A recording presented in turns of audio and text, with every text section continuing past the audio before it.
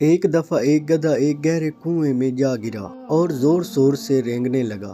گدھے کا مالک کسان تھا جو کنویں کے کنارے پہ کھڑا اسے بچانے کی ترکیب سوچ رہا تھا۔ جب اسے کوئی طریقہ نہیں سوجا تو ہار مان کر دل کو تسلی دینے لگا کہ گدھا تو اب بوڑھا ہو چکا ہے، وہ اب میرے کام کا بھی نہیں رہا، چلو اسے یوں ہی چھوڑ دیتے ہیں اور کنویں کو بھی آخر کسی دن بند کرنا ہی پڑے گا، اس لیے اسے بچا کر بھی کوئی خاص فائدہ نہیں۔ یہ سوچ کر اس نے اپنے پڑوسیوں کی مدد لی اور کنواں بند کرنا شروع کر دیا۔ سب کے ہاتھ میں ایک ایک بیلچہ تھا جس سے وہ مٹی، بجری اور کوڑا کرکٹ کنواں میں ڈال رہے تھے۔ گدھا اس صورتحال سے بہت پریشان ہوا، اس نے اور تیز آواز نکالنی شروع کر دی۔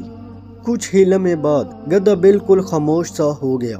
جب کسان نے کنویں میں جھانکا تو یہ دیکھ کر حیران رہ گیا کہ جب گدھے کے اوپر مٹی اور کچڑا پھینکا جاتا تب وہ اسے جھٹک کر اپنے جسم سے نیچے گرا دیتا اور پھر گیڑی ہوئی مٹی پر کھڑا ہو جاتا ہے۔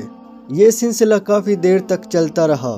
کسان اپنے پڑوسیوں کے ساتھ مل کر مٹی اور کچرا پھینکتا رہا اور گدھا اسے اپنے بدن سے ہٹا کر اوپر آتا گیا اور دیکھتے ہی دیکھتے کنویں کے اوپر تک پہنچ گیا اور بالکل باہر نکل آیا۔ یہ منظر دیکھ کر کسان اور اس کے پڑوسی سکتے میں پڑ گئے۔ ان کی حیرانی قابل دید تھی۔ اس غیر متوقع نتیجے پر وہ گدھے سے بھی بڑھ کر جسم حیرت بنے ہوئے تھے۔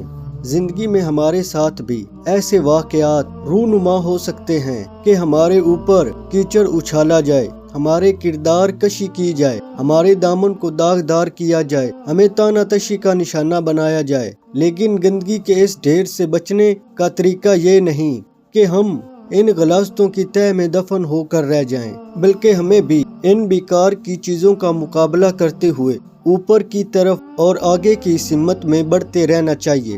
زندگی میں ہمیں جو بھی مشکلات پیش آتی ہیں وہ پتھروں کی طرح ہوتی ہیں، مگر یہ ہماری عقل پر منحصر ہے کہ آیا ہم ہار مان کر ان کے نیچے دب جائیں یا ان کے اوپر چڑھ کر مشکلات کے کنویں سے باہر آنے کی ترکیب کریں۔ خاک ڈالنے والے خاک ڈالتے رہے، مگر پرعزم انسان اپنا راستہ کبھی نہیں بدلتا۔